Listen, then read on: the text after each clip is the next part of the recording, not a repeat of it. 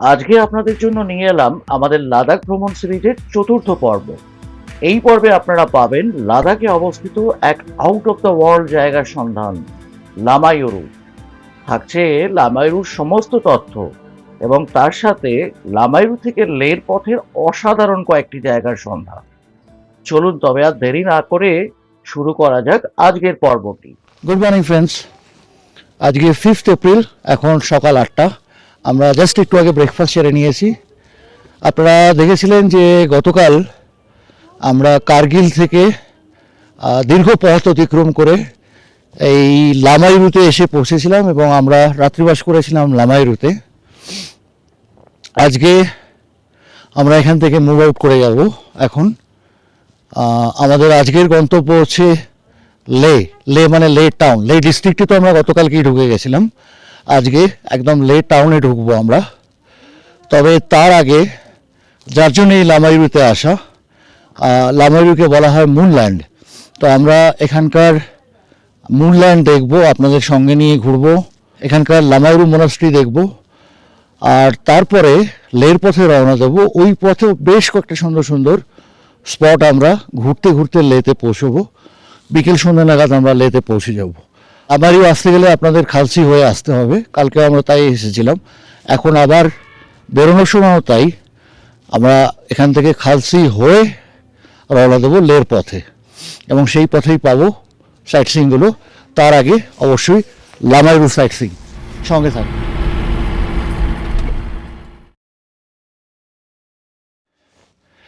বন্ধুরা, এই লামাইরুতে মেনলি দুটো অ্যাট্রাকশান আছে। একটা তো মুনল্যান্ড, যেটা আমরা যাবো এর পরে, আর আরেকটা হচ্ছে অবশ্যই লামাইরু মোনাস্ট্রি। এই লাদাখের যে সমস্ত ওল্ডেস্ট মোনাস্ট্রিজ আছে এবং লার্জেস্ট মোনাস্ট্রিজ আছে, তাদের মধ্যে এই লামাইরু মোনাস্ট্রি কিন্তু অন্যতম। আন্দাজ করা যায় 11th সেঞ্চুরির এই গোম্ফা, লামাইরু মোনাস্ট্রি বা গোম্ফা, এবং এইটা এখন সেন্ট্রাল বিল্ডিংটাই শুধু অবশিষ্ট আছে। এখানে কিন্তু টোটাল 5টা বিল্ডিং ছিল, আর এটা মাল্টি স্টোরিড গোম্ফা।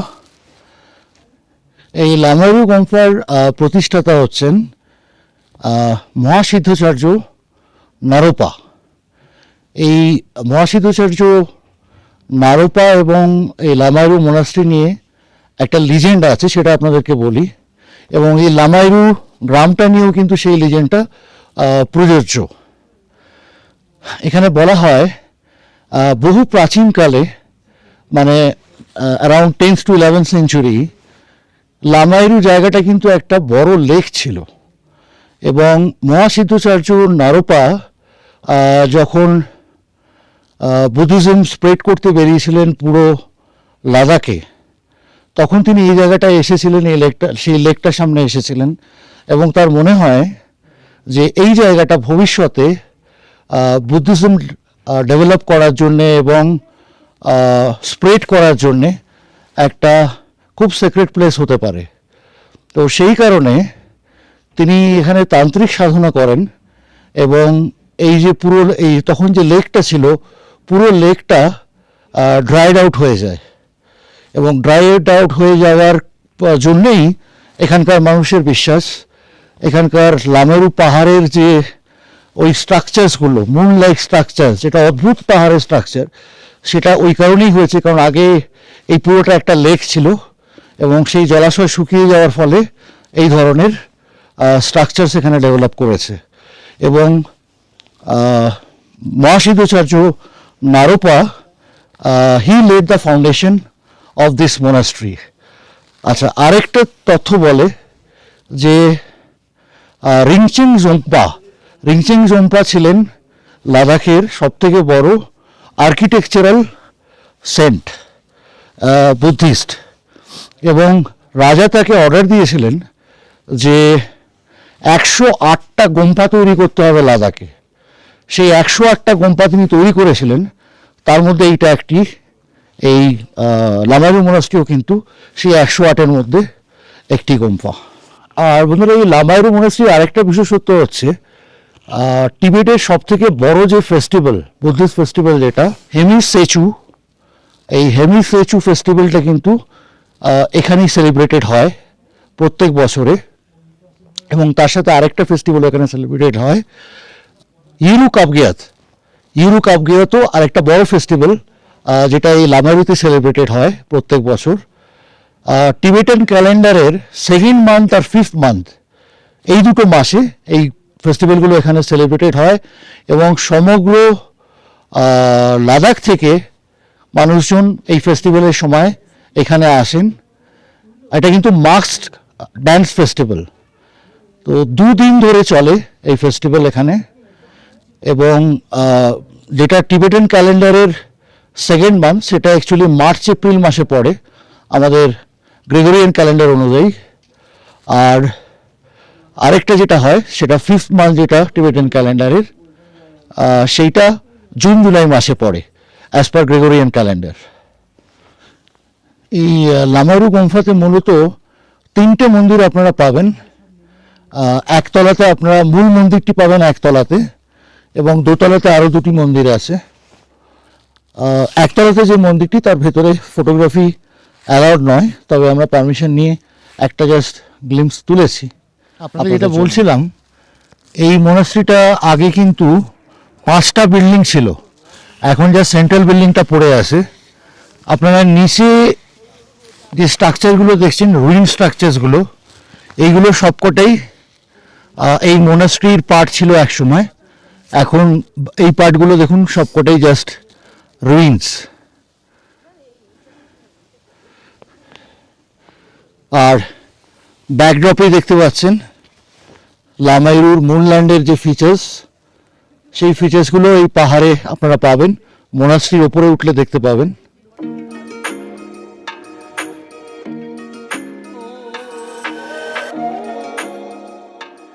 বন্ধুরা, এখন আমি চলে এসেছি চাঁদের মাটিতে। মুনল্যান্ড, লামাইরুর মুনল্যান্ড হচ্ছে এটাই। দুদিকেই আছে, মানে রাস্তার এপাশে ওপাশে দুপাশেই আপনারা পাবেন পাহাড়ের এই অদ্ভুত ফিচার্স, যেটা চাঁদের সাথে অনেকটা ম্যাচ করে বলে এটাকে মুনল্যান্ড বলা হয়। পুরো জায়গাটা একটা হ্রদ ছিল, এবং সেই লেক শুকিয়ে যাওয়ার পরে এই স্ট্রাকচারগুলো বেরিয়ে আসে। এখানকার মানুষের বিশ্বাস, সেই কারণেই এখানকার ফিচার্সগুলো, রকি ফিচার্সগুলো এরকম চাঁদের মতন। নীল আর্মস্ট্রং,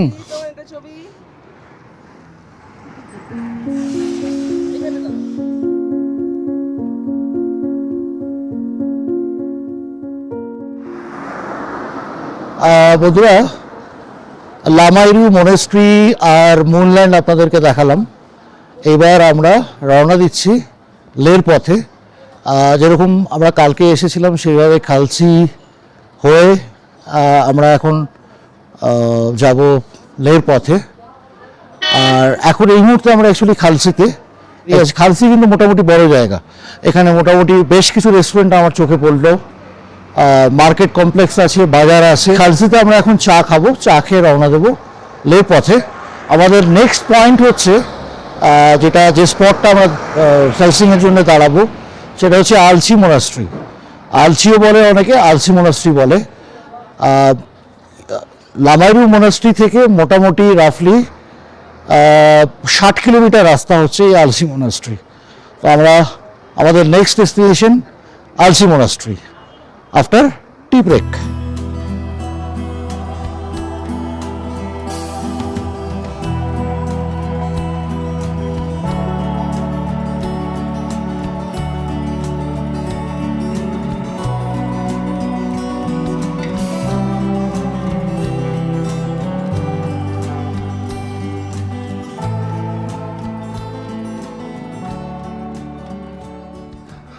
বন্ধুরা, আমরা এখন পৌঁছে গেছি আলসি মনাস্ট্রি, বা আলসি মনাস্ট্রি বলেন এখানকার লোকালসরা। আর এই মনাস্ট্রিতে দুটো জিনিস আপনাদের বলে দিচ্ছি। একটা হচ্ছে এন্ট্রি ফি 100 টাকা মাথা পিছু, আর আরেকটা ব্যাপার হচ্ছে যে মোবাইল বা ক্যামেরা কোনো রকমভাবে কিন্তু ভেতরে অ্যালাউড নয়। অ্যাকচুয়ালি এই মনাস্ট্রির স্পেশালিটি হচ্ছে, এই মনাস্ট্রির ভেতরে যে টেম্পলসগুলো আছে, 4টে টেম্পলস আছে, সেগুলো আপনারা দেখতে পারবেন ভেতরে ঢুকে। এবং প্রত্যেকটি টেম্পলসের এক্সটেরিয়র ওয়ালস বা ইন্টেরিয়র ওয়ালসে পুরো ওয়ালসগুলো পেন্টেড, একদম সেই 10th-11th সেঞ্চুরির পেন্টিংস করা আছে, অতি প্রাচীন পেন্টিং। এবং ক্যামেরার বা মোবাইল সেই কারণেই অ্যালাউড নাই, কারণ অনেকে ফ্ল্যাশ ইউজ করেন, তাতেই পেন্টিংসগুলো নষ্ট হয়ে যায়। তো লকার সিস্টেম আছে, লকারের জন্য আলাদা করে কোনো চার্জেস নেই। আপনি জাস্ট আসবেন, আপনার লকার চুজ করবেন, মোবাইল ক্যামেরা রাখবেন, নিজেই চাবি দেবেন, চাবি নিয়ে চলে যাবেন, ফেরার সময় খুলে বেরিয়ে চলে যাবেন এখান থেকে। এই হচ্ছে এখানকার সিস্টেম। দু একটা কথা এখানে আলশি মনাস্ট্রির ব্যাপারে আমি বলে দিই। এই মনাস্ট্রি এখানে প্রতিষ্ঠা করেছেন রিনচেন জংপা, যিনি লাদাখের মাটিতে 108খানা গোম্পা বানিয়েছেন। তো তারই বানানো এটা, একদম ইউনিক এই মনাস্ট্রিটা। ইন্ডাস নদীর একেবারে ধার ঘেঁষে এই মনাস্ট্রি, খুব সুন্দর লোকেশন। মনাস্ট্রিটা যেরকম সুন্দর, প্রাকৃতিক পরিবেশটাও অসাধারণ সুন্দর। বন্ধুরা, আমাদের এইবারের ট্রিপে আপনারা হয়তো একটা জিনিস খেয়াল করছেন আমাদের আগের পর্বের ভিডিওগুলোতে, যে লাঞ্চটা হয়তো আলাদা করে আমি দেখাচ্ছি না। তার কারণ হচ্ছে আমাদের এইবারের সফরে লাঞ্চ কিন্তু অন ওয়ে, কারণ প্রত্যেক দিনই আমাদের ঘোরাঘুরি আছে, অনেক স্পট ভিজিটস আছে। তো সেই কারণে লাঞ্চটা আমরা যেখানে পাচ্ছি অ্যাজ পার লাঞ্চ টাইম। আর সবাই আমরা আমাদের এইবারের টিমে স্বল্পাহারি, তো যেখানে আমরা চাউমিন পাচ্ছি চাউমিন খেয়ে নিচ্ছি, কোথাও ম্যাগি, কোথাও ফ্রাইড রাইস, এরকমভাবে। তো আজকে যেরকম এখানে এই মুহূর্তে আমরা এখন আপনাদের দেখালাম আলশি মনাস্ট্রিতে আমরা এসেছি। আলশি মনাস্ট্রির বাইরে কিন্তু বেশ কয়েকটি রেস্টুরেন্ট আছে। তো আমাদের অলরেডি 1টা বেজে গেছে, 1টা। তো ইটস অলমোস্ট লাঞ্চ টাইম। আমরা এখানে একটা রেস্টুরেন্টে এখন লাঞ্চ সেরে আবার শুরু হবে আমাদের বাকি পার্ট অফ টুডেজ সফর। বন্ধুরা, আমাদের লাঞ্চ হয়ে গেছে, এখন বাজে 2টো। আমরা we are just continuing the rest part of our journey. আমাদের পরবর্তী স্পট এখান থেকে 36 কিলোমিটার দূরে, সঙ্গম, দুটো নদীর সঙ্গম, জান্সকার আর ইন্ডাস ভ্যালি। এখন আমরা ওই সঙ্গমের দিকে রওনা দিলাম এখান থেকে।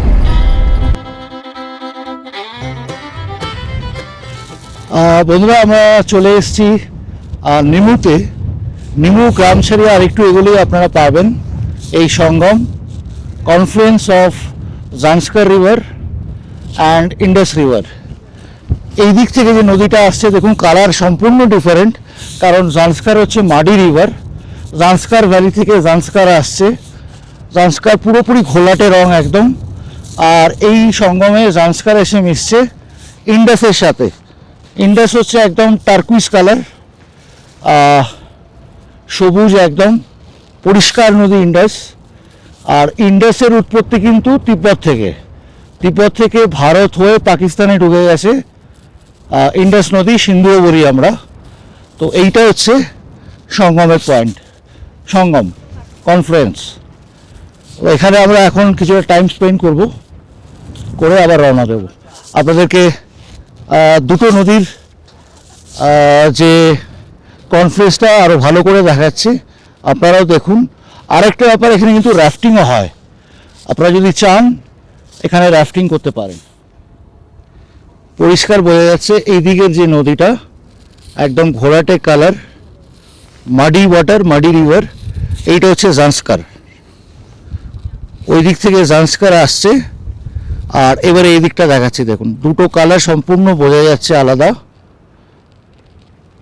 এটা টার্কুইজ কালার যেটা, এটা হচ্ছে ইন্ডাস বা সিন্ধু নদী।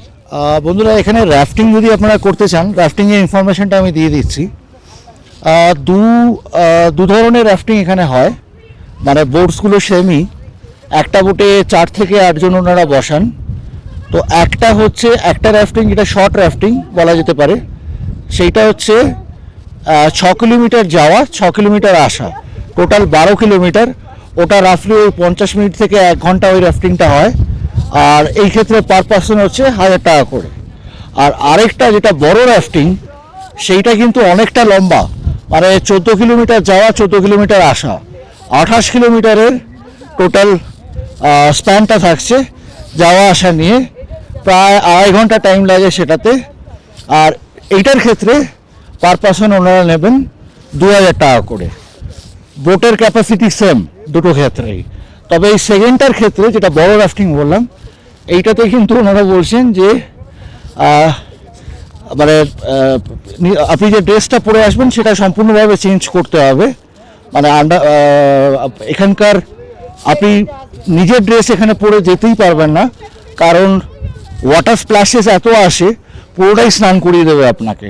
তো ওই জন্য এটা ম্যান্ডেটরি যে এখানে এসে ওনাদের ড্রেস এখান থেকে ড্রেস দেবেন, সেই ড্রেসটা আপনাকে নিতে হবে।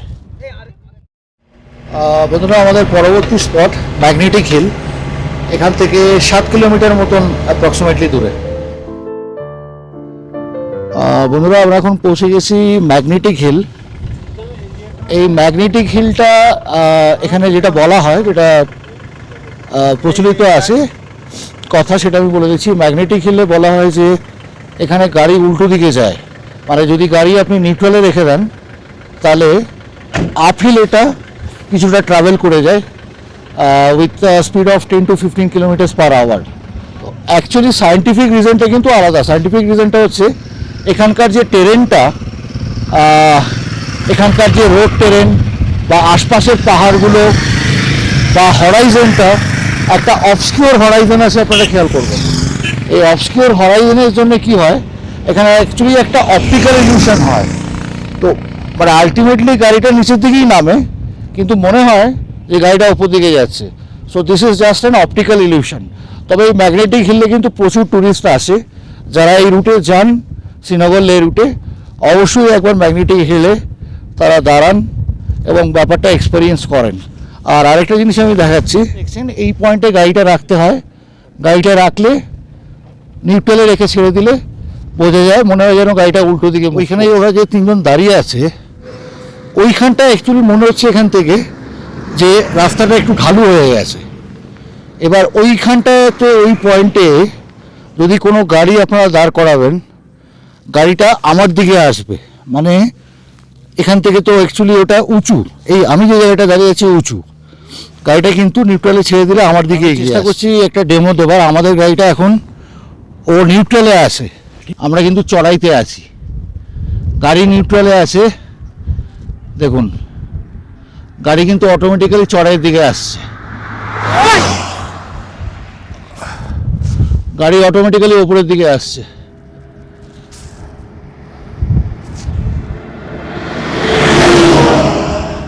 উপরের দিকে আসছে গাড়ি। এর আমাদের পরবর্তী স্পট এবং আজকের আমাদের ভ্রমণসূচির অন্তিম স্পট, এখান থেকে আর 3.5 কিলোমিটার দূরে গুরুদ্বারা পাথর সাহিব। গুরুদ্বারা পাথর সাহিবে কিন্তু একটা দারুণ গল্প আছে, ওখানে গিয়ে বলছি আপনাদের, চলুন সঙ্গে থাকুন। বন্ধুরা, আমরা এখন পৌঁছে গেছি গুরুদ্বারা পাথর সাহিব। আমার পেছনে যে গেটটা দেখছেন, এটা হচ্ছে গুরুদ্বারা ঢোকার প্রধান গেট। আমরা ভেতরে ঢুকবো এবং ভেতরটাও দেখাবো আপনাদেরকে। যে লিজেন্ডটা আছে সেটা আপনাদেরকে একবার বলে দিই। এখানে কথিত আছে 16th সেঞ্চুরির একদম প্রথম দিকে রাদার গুরু নানকজি এখানে এসেছিলেন। তিনি লাদাখে তার পা পড়েছিল, তিনি বিশ্ব ভ্রমণে বেরিয়েছিলেন এবং শান্তির দূত হিসেবে তিব্বত হয়ে নেপাল হয়ে তিনি লাদাখে এসেছিলেন। সেই সময় এইখানকার পাহাড়ে এক দৈত্য থাকতো, ডেমন, এবং সেই ডেমন এখানকার মানুষজনদের অনেক অত্যাচার করত।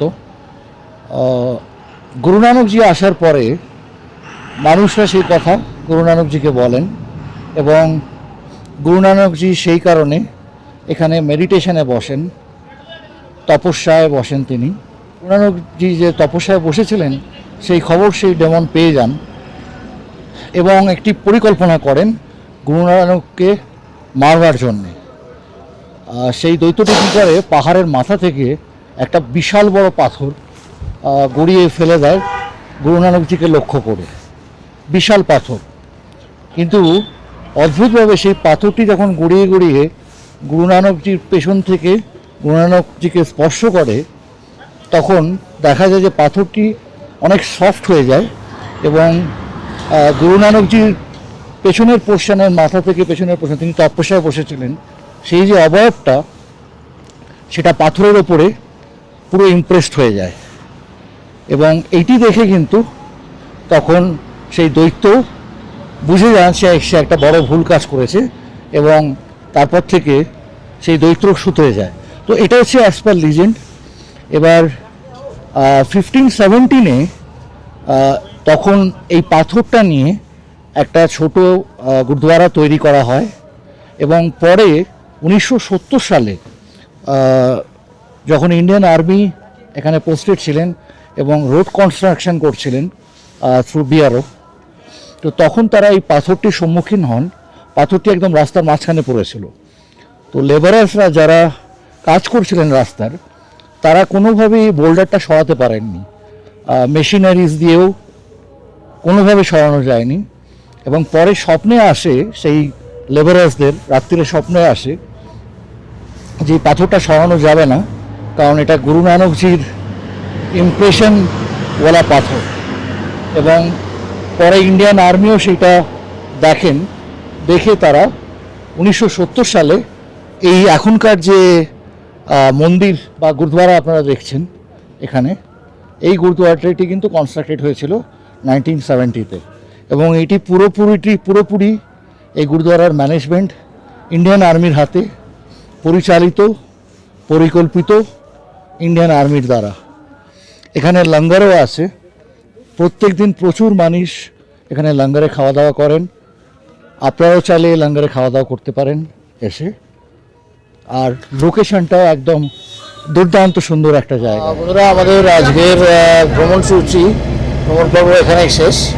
আমরা এখন এখান থেকে সোজা হোটেলে যাচ্ছি। আমাদের হোটেল হচ্ছে লে মার্কেট প্লেসের কাছেই দ্য হোয়াইট ইয়াক। হোটেলের ডিটেলস ওখানে গিয়ে আপনাদের জানাবো।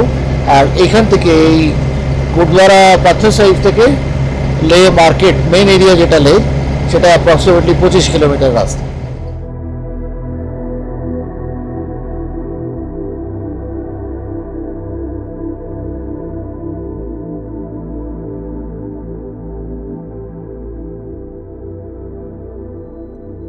বন্ধুরা, আমরা পৌঁছে গেছি লে town, the summer capital of Ladakh.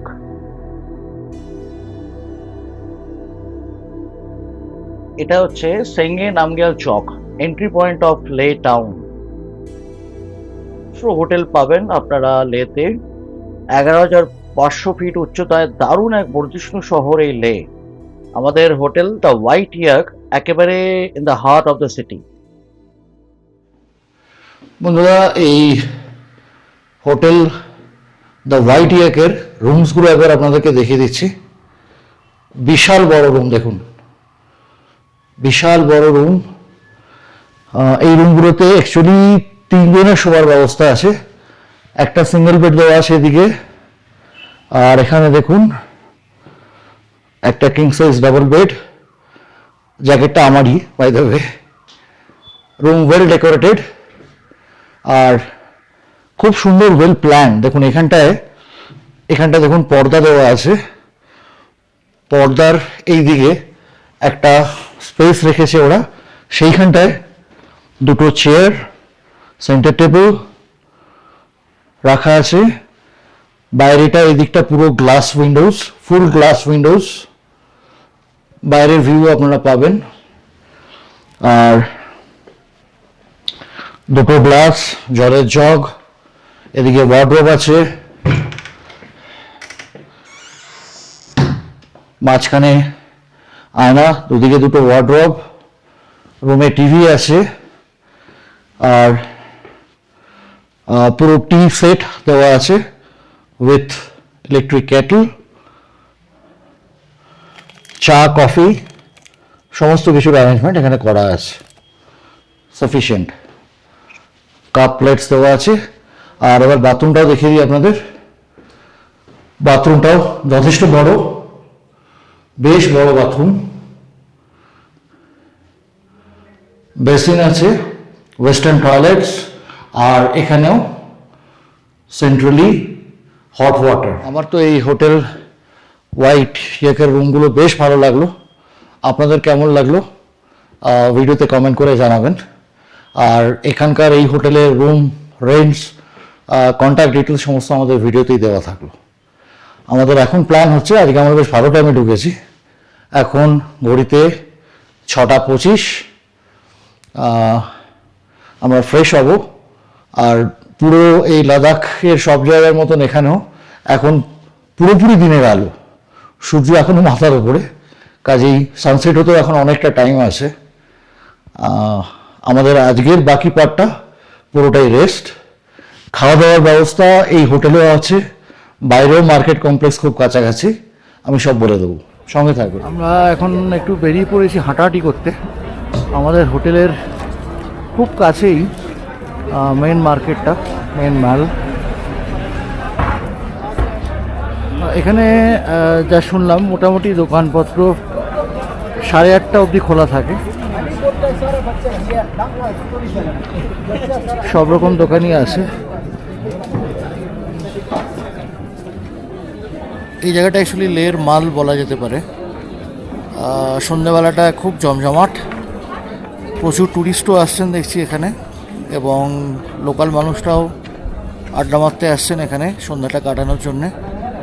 ঠান্ডা আছে, এটা একদম চিলিং কোল্ড না হলেও মাঝে মাঝে কনকনে একটা ঠান্ডা হাওয়া আছে।